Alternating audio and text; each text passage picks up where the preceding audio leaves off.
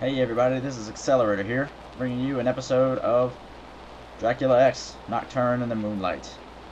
So this is one last episode without game audio, and I apologize for that. The next one will have game audio, and it's a little jumpy as well. The next one will not be so jumpy. This is one that I already recorded with inferior capture software, which I have since gotten different capture software that will hopefully handle this a little bit better. So, yeah, I just have to commentate over this. So, we fought the Hippogriff? Griffin? I forget. Crap, I already forgot the name of it. We fought the Griffin thing in the last episode. I have a little, face cam thing right there, as you can see. Hello? Hello? Yeah, I managed to hook up my PS3i as a webcam, so that should be cool. It's got a microphone in the back. I'm not sure how well it reads this, but hopefully it won't be too bad. I can always raise the volume, I think, but I'd imagine it's got a pretty sensitive microphone.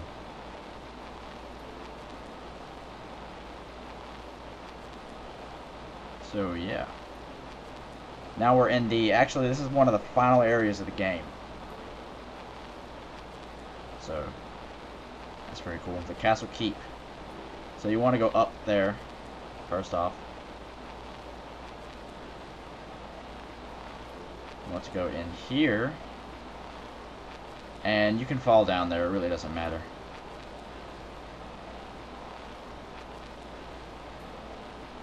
Those guys are annoying, Fleeman riders. Fleeman riding on whatever they're riding on. So I think it's supposed to be eagles.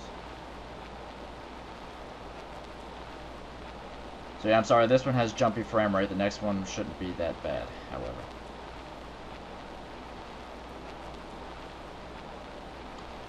Next one should have game audio as well, as I've said before. So yeah. This is the leap stone. It's a double jump. So that's pretty cool, I guess. So now, with the double jump, there is pretty much an infinite number of places we can now go, should we choose to.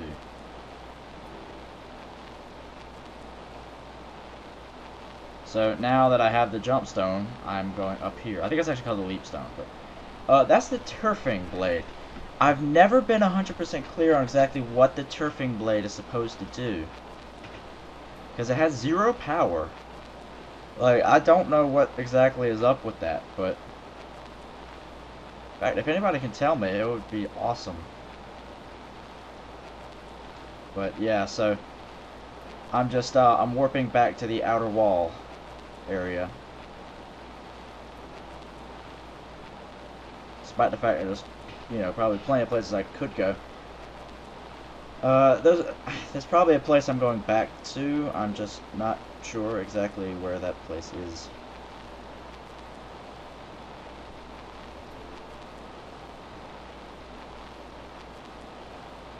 Obviously I'm going back somewhere that I've already been before. Using the elevator this time, because the elevator is so much faster. Kind of glitched out of the elevator there.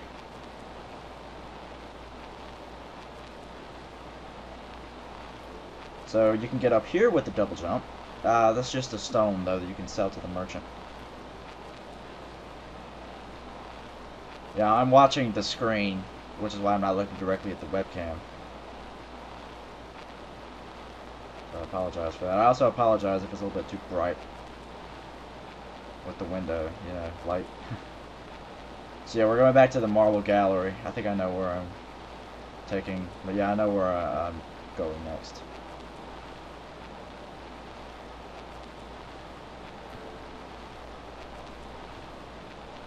So you remember that big clock tower room? You remember there were a couple of places, almost looked like ledges, that we couldn't go up yet. The room where was it the first room we met Maria in? Yeah. Yeah, it was the first room we ever met Maria in. you know, that clock tower room. There, you might have seen some ledges up there that may or may not have been blocked by statues. Well, with the double jump, we can get up on those ledges. One of those statues goes in and out every minute, I believe. The other one requires the use of a timer.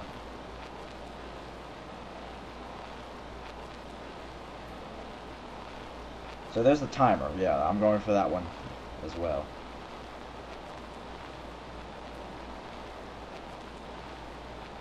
Screw you, skeleton. Screw you, table. Yeah.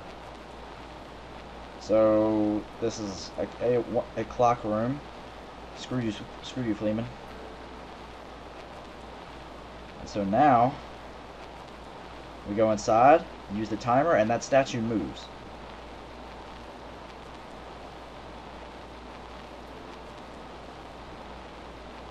So you go in there and you get the Alucard shield. So this is where Death put our equipment, right? Right? Why do I have the game paused?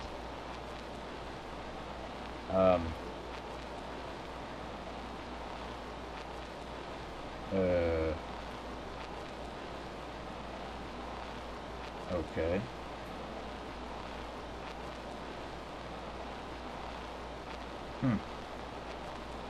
Might have to cut this out. I think my mom asked me to do something or other. I don't know. Oh well. That's not that long. I probably won't cut it out. Yeah, so now, so this is where Death put all of our equipment, right? Well, actually, no. This isn't where Death put our equipment. Well, we've just picked up the Alucard equipment. It's weaker versions of the Alucard equipment that we lost at the beginning of the game. Basically, they have all the same properties. Well, they have like the same like size and speed and all that. Like I'll actually really like using the Alucard sword because it performs, besides damage, it performs just like the Alucard sword. As you can see, it swings really quickly. So you go down here and you see this statue is blocking the way.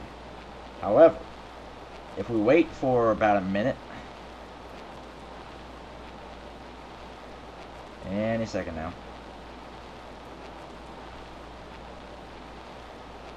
any second now, any second now.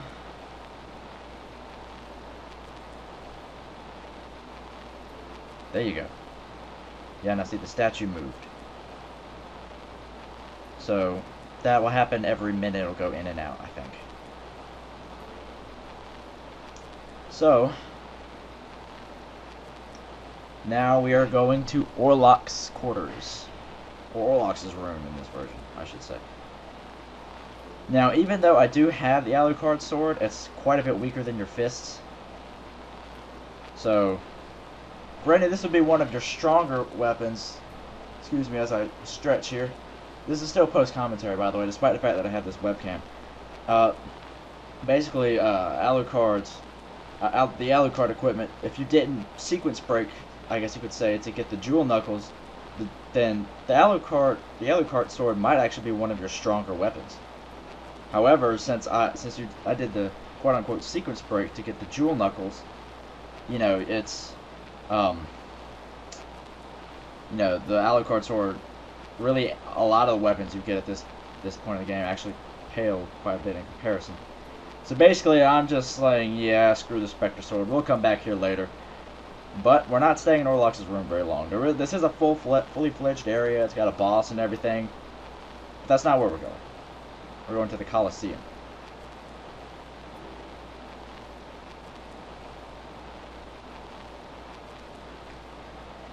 So what we're going to do in the Colosseum, basically, is we're going to explore the Colosseum. We're going to end up getting that power-up you just saw.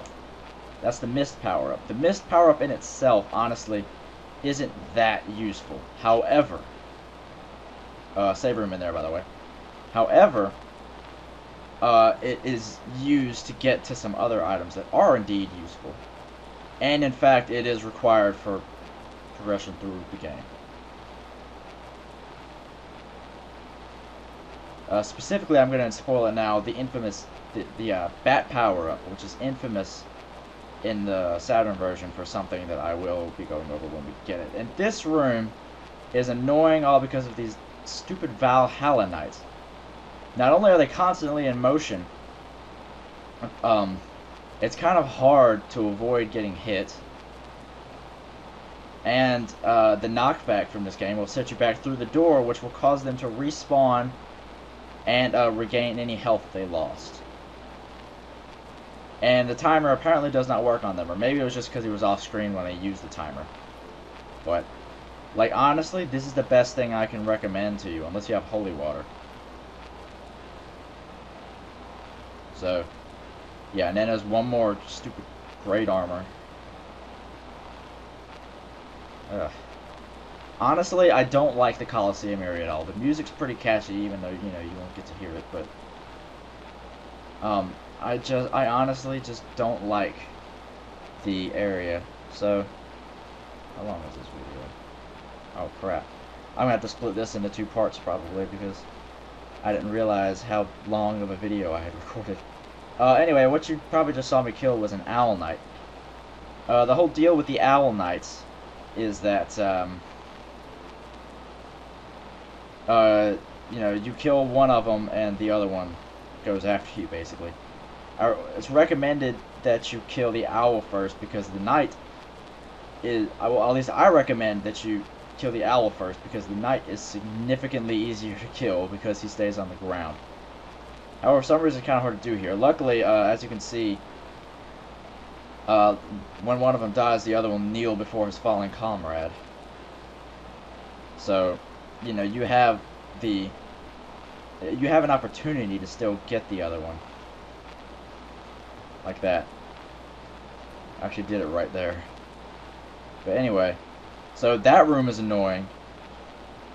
That room is incredibly annoying. You have 2 of what I would consider to be one of the toughest enemies in the game.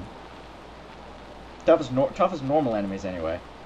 Along with those musket shooter things, which the bullets actually deal quite a large amount of damage. And you can't really see them to avoid them. So honestly, this room is ridiculous to me because look, 36 damage and it knocks you out of the room and completely respawning whatever shows up. Like honestly, I would honestly recommend just kind of taking the hits and just going, or using soul steel. Like I just got completely owned there. Like actually, that might be cause why the video is so long. Hold on just a second. Alright, now I'm back to this room. And I do clear it this time. Luckily. But like those great armor things deal so much damage, so do the bullets on these like musketeer things. I end up coming out of this with like 2 health left. And for some reason my Alucard sword won't go diagonally down to hit those musket guys. Luckily with the musket guys though, it's like they have I can't use the timer anymore because I don't have enough parts. I'm not sure why I paused it here, to be honest. Oh, I go to equip a stronger sword because like it's just not doing enough to the that great armor dude. So I equip this one. It's like literally 10 power levels above it. Or wait, or do I? Yeah, I do. Do I? Yeah, I do. Okay. So, yeah. So, you know, this still doesn't do that much damage to it. Like, see, look, now I have 17 health left. Now I have 2, and I'm just, like, jumping, hoping one of those bullets doesn't hit me, and I get out of there alive. Thank God. But anyway, that's going to be it for this episode of Castlevania Dracula X. I've been Accelerator, and I'll see you guys next time. Stay tuned for more.